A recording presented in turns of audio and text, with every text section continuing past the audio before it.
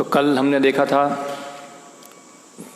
प्रहलाद महाराज को प्रश्न पूछते हैं उनके सहपाठी कि आपने ये आध्यात्मिक ज्ञान कहाँ से प्राप्त किया, और उसके उत्तर में प्रहलाद बताते हैं कि जब मेरे पिताजी तपस्या करने गए थे तब देवताओं ने आक्रमण किया और मेरी माता को बंदी बना दिया। नारद मुनि आके बताए कि जो मेरी माता के अंदर गर्भ है वो महाभागवत है, वो असुर नहीं है। इस प्रकार नारद की बात मानकर इंद्र ने छोड़ दिया कयाधु को, और फिर कयाधु को नारद मुनि अपने आश्रम में लेके आए और वहाँ उन्होंने आध्यात्मिक ज्ञान बताया। मगर कयाधु स्त्री होने के कारण सब भूल गई, प्रहलाद सब उसको स्मरण रखा। थोड़ा आवाज़ कम कर दो, इको हो रहा है पूरा। एक नंबर। ओके। हरे कृष्णा कृष्ण कृष्ण हरे हरे, हरे राम राम राम हरे। ओके। तो अभी प्रहलाद महाराज ने सबसे पहले आत्मज्ञान बताया, कैसे शरीर से अलग है, पूरा दार्शनिक तरीके से बताया कि जीवात्मा का ये भौतिक जगत के साथ क्या संबंध है, जीवात्मा का भगवान के साथ क्या संबंध है, और भगवान का ये भौतिक जगत के साथ क्या संबंध है। ये सब संबंध ज्ञान बताया। हमने कल देखा था, संबंध ज्ञान देखा था। अभी जान लिया कि भगवान जो है हम उसके अंश है, हमारा संबंध हमको पता चल रहा है। तो भी संबंध के अनुरूप जो कार्य करना है उसको कहते हैं अभिधेय। अभी प्रहलाद महाराज जो है वो भक्ति के क्या क्या अभिधेय जो है वो पालन करने हैं, वो अभी आज के श्लोकों के अंदर हम ये सब चीज़ को समझने का प्रयत्न करेंगे। तो सबसे पहले प्रहलाद महाराज बताते हैं,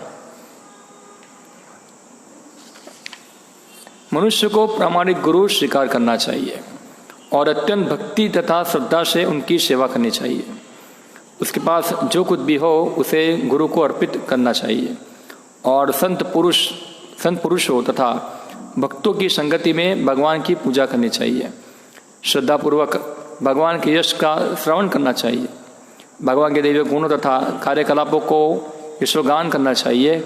सदैव भगवान के चरण कमलों का ध्यान करना चाहिए तथा शास्त्र एवं गुरु के आदेश अनुसार भगवान के अर्च विग्रह की पूजा करनी चाहिए। तो ये विधेय पूरा बताया गया, क्या क्या पालन करना चाहिए। प्रहलाद महाराज महाजन है और महाजन होने के नाते ये सब बता रहे हैं। और ऐसे ही हम देखते हैं रूप गोस्वामी भक्ति रसायन सिंधु के अंदर बताते हैं, जैसे ये श्लोक के अंदर बताया है, व्यक्ति को सबसे पहले आध्यात्मिक गुरु को स्वीकार करना चाहिए, यानी कि गुरु श्रुश्रया भक्तया। और भक्ति रसायन सिंधु के अंदर भी बताते हैं ऐसा, गुरु पादाश्रय। हाँ, गुरु पादाश्रय यानी कि व्यक्ति को आध्यात्मिक गुरु का शरण करना, ये पहला स्टेप है। तो अगर कोई व्यक्ति आध्यात्मिक जीवन में आगे बढ़ना चाहता है तो सबसे पहले उनको आध्यात्मिक गुरु की खोज करनी चाहिए। तो उनको आध्यात्मिक गुरु कौन है पता होना चाहिए। और शास्त्र बताते हैं, तस्मात् गुरु प्रबध्यते जिज्ञासु श्रेय उत्तम।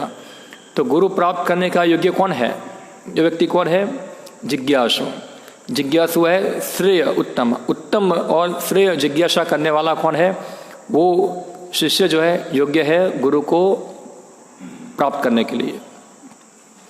और गुरु की भी योग्यता बताई है, शाब्दे परे च निष्णातम ब्रह्मणि उपाश्रितः। शाब्दे परे च निष्णातम यानी कि जो शास्त्र ज्ञान में प्रवीण है और ब्रह्मनिष्ठ यानी कि भगवान की भक्ति में क्या है, स्थित है पूर्ण रूप से, वो गुरु की योग्यता है। तो ऐसे गुरु के पादाश्रय यानी कि उनके चरण कमलों की आश्रय ग्रहण करना चाहिए। फिर बताते, आश्रय ग्रहण करने के बाद ऐसे व्यक्ति को चाहिए कि गुरु से क्या ग्रहण करे, दीक्षा ग्रहण करे। कृष्ण दीक्षा अशिक्षणम। दीक्षा ग्रहण करने के बाद क्या करना चाहिए उसको, विश्रम्भेन गुरु सेवा यानी कि गुरु की सेवा करनी चाहिए। साधु वर्तमानु वर्तमानम, और फिर गुरु के मार्गदर्शन में पूर्व जो भक्त हो गए हैं उनके पद चिन्हों को पालन करना चाहिए। फिर बताते हैं सदधर्म पृच्छा, व्यक्ति को भक्ति उपयुक्त जो ज्ञान है यानी कि जो जिज्ञासा है वो गुरु को पूछनी चाहिए। सदधर्म पृच्छा, जैसे चैतन्य महाप्रभु और सनातन गोस्वामी के बीच वार्तालाप हुआ था, रूप गोस्वामी चैतन्य महाप्रभु के बीच वार्तालाप, सदधर्म पृच्छा, ये बहुत महत्वपूर्ण है। जनरली लोग गुरु के पास जाते हैं तो उनसे क्या पूछते हैं, मेरा बीमारी कैसे चला जाएगा, कैसे मेरा लंदन जाने का वीज़ा कैसे मिल जाएगा, ये सब भौतिक चीज़ों के बारे में पूछते हैं। सदधर्म पूछा यानी कि मैं कैसे कृष्ण भक्ति में प्रगति करूं, हाँ, और मैं कौन हूं, इस जगत के अंदर मैं दुखी क्यों हूं, क्या उपाय है इससे निकलने का, भक्ति में कैसे प्रगति की जाए, क्या आवश्यक अंग है, उपदेश जो है वो ग्रहण करना चाहिए वहाँ। भोग त्याग कृष्ण हेतवा, और कृष्ण की इच्छा के लिए अपने भोग त्याग कर देना सब। तो प्रभुपाद जी बताते हैं तात्पर्य में, मनुष्य का पहला कर्तव्य है कि प्रमाणित गुरु स्वीकार करे। छात्र या शिष्य को अत्यंत जिज्ञासु होना चाहिए, ऐसा मैंने पहले बताया। क्या है, तस्मात् गुरु प्रपद्यते जिज्ञासु श्रेयोत्तम। अगर कोई व्यक्ति जिज्ञासु नहीं है तो वो उत्तम शिष्य नहीं है। क्या जिज्ञासा होनी चाहिए उसको, कि ऐसी जिज्ञासा होनी चाहिए कि ताजमहल के अंदर कितने पिलर हैं, हाँ, गुरु को ऐसा जाके पूछना चाहिए। क्या है, मैं कौन हूँ, के आमी कहने आमे पाए तापत्रोय। सनातन गोस्वामी इस प्रकार चैतन्य महाप्रभु को पूछा। उसे सनातन धर्म के विषय में पूर्ण सत्य जानने के लिए उत्सुक होना चाहिए।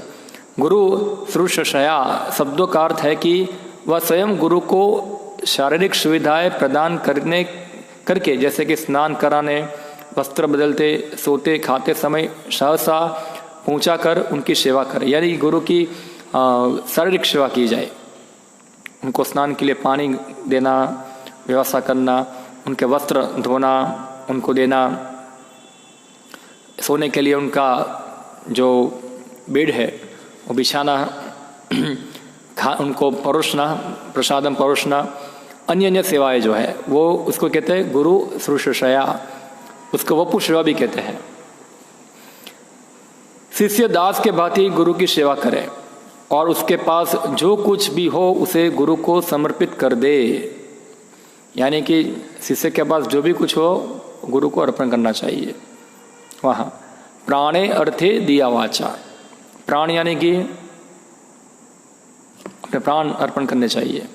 अर्थ यानी कि जो धन है उसके पास, और दिया यानी कि बुद्धि, और वाचा, वाचा यानी कि वाणी, ये सब जो है गुरु को अर्पण करनी चाहिए। पर गुरु जो ऐसा नहीं कि खुद अपने पास रखेगा ये चीज़, वो क्या करेंगे, ये चीज़ों को भगवान कृष्ण की सेवा में नियुक्त करेंगे। अगर कोई गुरु के शरणागत होता है, उनको प्राण देता है, तो गुरु वो व्यक्ति को कृष्ण की सेवा में लगाएंगे, उनको धन देंगे, धन का उपयोग करेंगे कृष्ण की सेवा में। उनको बुद्धि, उनके पास बुद्धि की, गुरु क्या करेंगे, उसकी बुद्धि को कृष्ण की सेवा में लगाएंगे, और उनकी वाचा है उसको भी गुरु कृष्ण की सेवा में लगाएंगे। और इन सबों को गुरु के माध्यम से पुनः पोषण भगवान को अर्पित कर देना चाहिए।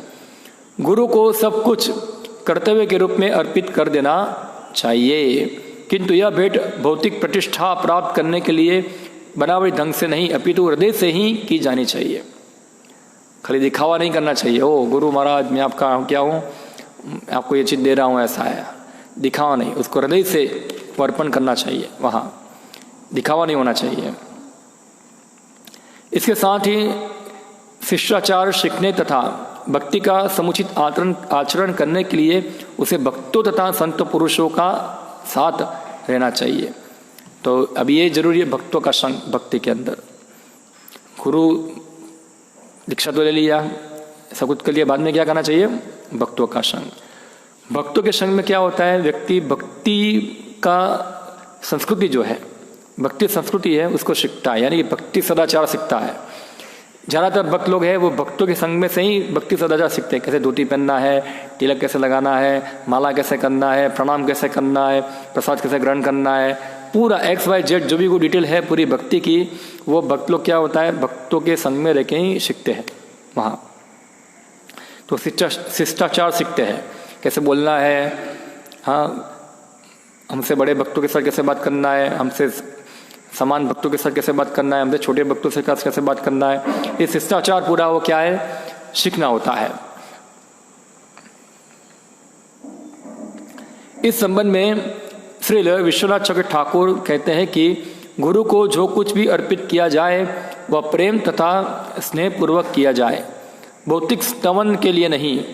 इसी प्रकार यह भी संस्तुति की गई है कि मनुष्य भक्तों की संगति करे, किंतु उसे तनिक विवेक से काम लेना चाहिए। वास्तव में साधु को अपने आचरण में संत सदृश जैसा होना चाहिए। साधव सदाचारः, जब तक वह आदर्श आचरण में दृढ़ नहीं रहता उसका साधुपद पूर्ण नहीं है। अथवा एक वैष्णव या साधु को आदर्श आचरण में दृढ़ और पूर्ण रहना चाहिए। अब यह बता रहे हैं ऐसा, जब भक्तों के संग करने की बात आती है तो देखना चाहिए कि भक्तों में क्या वो साधु के गुण है कि नहीं है।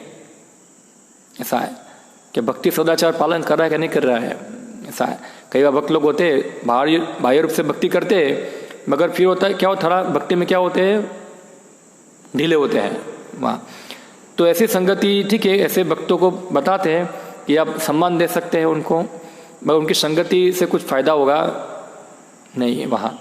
तो जो साधु सदाचार में जो पूरा स्थित है ऐसे भक्तों की संगति करने से क्या होता है हमारा प्रगति होता है। श्री विश्वनाथ चक्रवर्ती ठाकुर कहते हैं कि वैष्णव का सम्मान वैष्णव के योग्य होना चाहिए, जिसका अर्थ है कि इनकी सेवा की जानी चाहिए तथा स्तवन किया जाना चाहिए। किंतु यदि संगति के उपयुक्त व्यक्ति नहीं है तो उसकी संगति नहीं करनी चाहिए। तो इतना विवेक तो होना चाहिए। ऐसा नहीं कि सब लोग भक्ति करे सब महाभगवत हो गए, ऐसा है। तो विवेक होना चाहिए, देखना चाहिए कि वो भक्त प्रॉपरली भक्ति में सिचुएटेड है कि नहीं है, ऐसा है। अब भक्त है और बाहर जाके चाय पी रहा है तो ऐसे भक्तों की संगति करके कुछ फायदा नहीं है वहाँ। या तो भक्त है मगर फिल्म देखने जाता है, टीवी देखता है, तो ऐसे भक्तों की संगति से कुछ फायदा होगा नहीं। यानी कि भक्ति सदाचार में जो ढीला है, जो भक्ति नियमों को पालन नहीं करते हैं, ऐसे भक्तों की संगति से प्रगति नहीं होगा। और ऐसे भक्त लोग अगर प्रचार करेंगे तो क्या होगा, वो जो भक्त बनाएंगे वो सब ऐसे ही होंगे।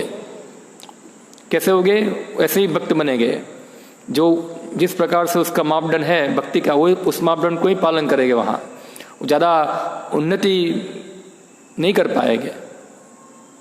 और देखते हैं आजकल हमारे इस्कॉन जो प्रचार का मूवमेंट है तो बहुत सारे ऐसे कनिष्ठ भक्त के प्रचार करते हैं, तो प्रचार करने के साथ ऐसे ही भक्तों की संख्या बढ़ जाती है जो भक्ति सदाचार में क्या ढीले होते हैं पूरा।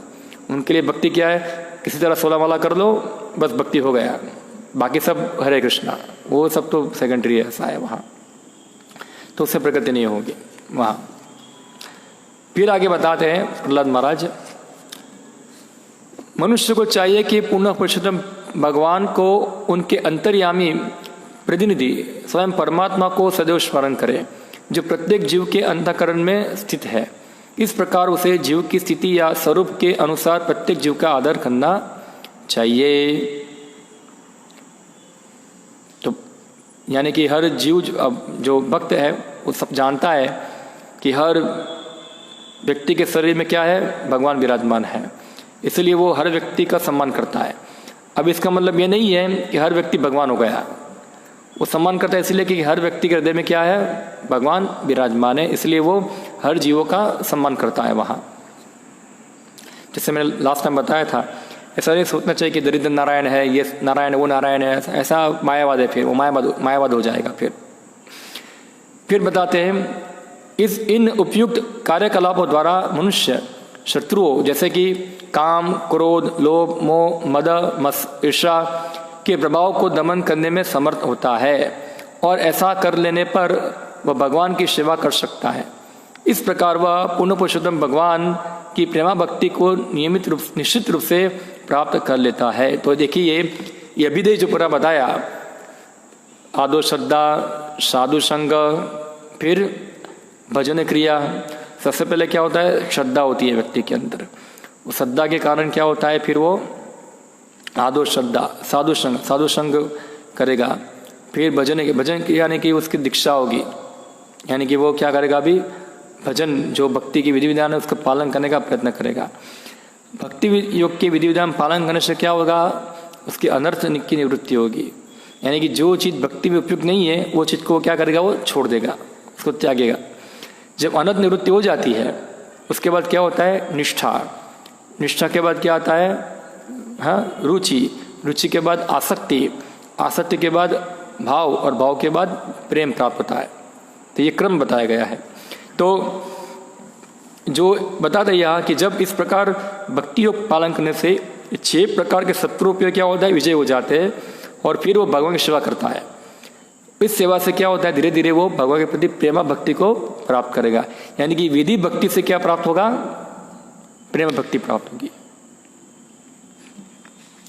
तो तात्पर्य में श्री प्रभुपाद जी बताते हैं, जैसा कि श्लोक 30-31 में उल्लेख हुआ है, मनुष्य का पहला काम है कि वह पुनः पुरुषोत्तम परमेश्वर के प्रतिनिधि गुरु की सेवा प्रारंभ करने के लिए उनके पास पहुँचे। पहला स्टेप क्या है, व्यक्ति को आध्यात्मिक गुरु को प्राप्त करना चाहिए। कोई भक्ति करना चाहता है तो सबसे पहले क्या करो, गुरु को ढूंढो जो कृष्ण भावनामृत हो, पूर्ण शुद्ध भक्त हो, उनको ढूंढो, उनको जाके उनसे दीक्षा ग्रहण करो। प्रहलाद महाराज ने प्रस्ताव रखा कि छोटे बालक हो, यानी कि कौमारम आश्रित प्राज्ञो, प्रारंभ से ही गुरुकुल में रहकर गुरु की सेवा करने की शिक्षा दी जाए। ब्रह्मचारी गुरुकुले वसन दांतो गुरु हृतम। तो ये आगे आएगा, नारद मुनि बताएंगे कि व्यक्ति को गुरु की सेवा करना सीखना चाहिए ब्रह्मचारी बनके, गुरुकुल में रह के कैसे दास्य आचो तो दासो नीचो, पूरा दास भाव बन के गुरु की सेवा करनी चाहिए। यह आध्यात्मिक जीवन का सूत्रपात है। गुरुपादाश्रयम साधु मान वर्तमनम सद्धर्म पुच्छा। गुरु तथा शास्त्रों के आदेशों का पालन करते हुए शिष्य भक्ति प्राप्त करता है और संपत्ति से अनासक्त हो जाता है। उसके पास जो कुछ होता है उसे वह अपने गुरु को अर्पित कर देता है और वह उसे श्रवणम कीर्तनम विष्णु में प्रवृत्त करता है। और शिष्य दृढ़तापूर्वक आज्ञा पालन करके अपनी इंद्रियों को वश में करना सीखता है। फिर अपनी शुद्ध बुद्धि का प्रयोग करके वह धीरे धीरे पूर्ण पुरुषोत्तम भगवान का प्रेमी बन जाता है, जैसा कि श्री रूप गोस्वामी ने पुष्टि की है, आदो श्रद्धा तथा साधु संग। इस प्रकार मनुष्य जीवन पूर्ण बन जाता है और कृष्ण के प्रति उसकी आसक्ति प्रकट हो जाती है। इस अवस्था में वह आनंद को प्राप्त होता है और भाव तथा अनुभाव की अनुभूति करता है, जैसा कि अगले श्लोक में बताया जाएगा। अभी क्या होगा, वो प्रेम भक्ति प्राप्त करेगा। और प्रेम भक्ति होती है तो उसके अंदर क्या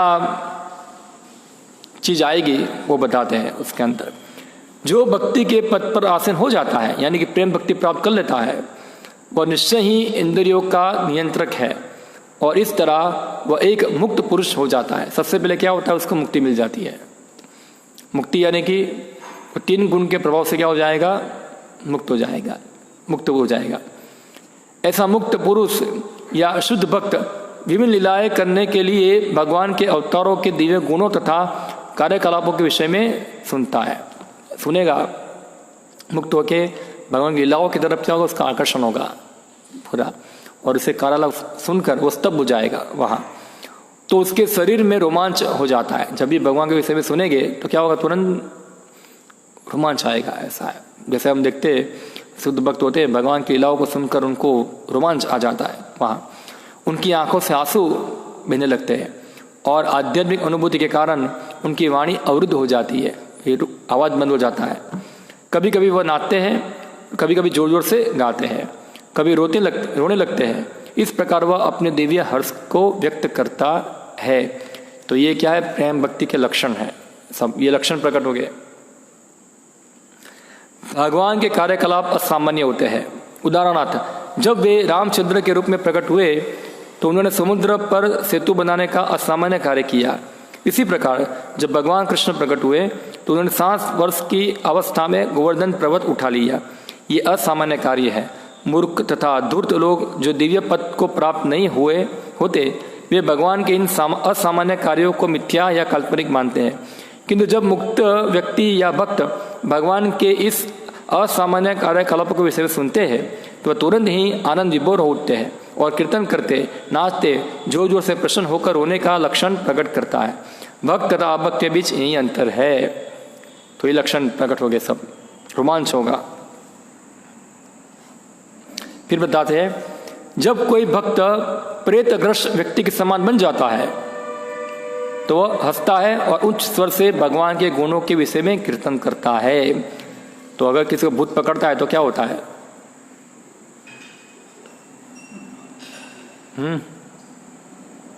हरे कृष्णा, क्या करेगा? ऐसे भूत पकड़ेगा तो तुरंत जैसे अनप्रेडिक्टेड हो जाएगा। क्या है, कुछ बोल सकते नहीं, क्या करेगा अभी, ऐसा है। तो कभी हा हा हा हा हा हा हा भूत पकड़ लिया, हंसेगा, ऐसा है। कभी कभी उच्च स्वर से कुछ बकबकाना चालू कर देगा, जैसे हरे कृष्णा बोलता रहेगा, या जो जो से हंसेगा। ये सब जैसे प्रेत ने पकड़ लिया हो, ऐसा किसी ने। कभी वो ध्यान करने बैठता है, कभी के प्रत्येक जीव को भगवान का भक्त मानते हुए उनको प्रणाम करता है। रघुनाथ दास गोस्वामी जो थे, उनका एक नियम था, वो हर रोज 1000 वैष्णव को प्रणाम करते थे। कितने? 1000 वैष्णव को दंडवत प्रणाम करना डेली।